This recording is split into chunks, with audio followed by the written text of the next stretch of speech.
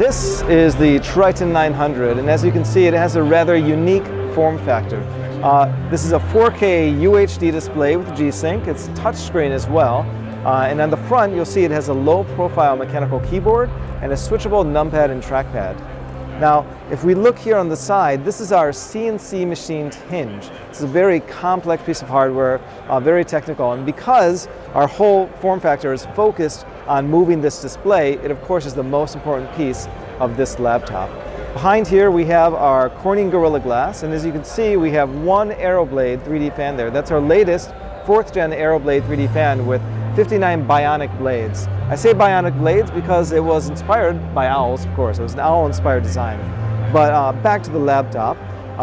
As we can see here, you can switch into many modes. Unfortunately, we can't do it right now, but you could go into display mode, you can go into tablet mode, as well as just laptop mode if you want to use it like a traditional laptop as well.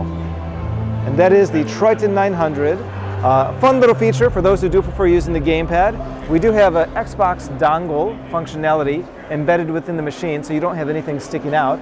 And using that, if you carry around a gamepad, you can have a TV-like experience using your wireless gamepad. Now the Triton 900 over on this side, of course, we do see some Thunderbolt ports here as well as USB Type-C. And in terms of performance, it will feature the latest graphics from NVIDIA and the latest processors from Intel.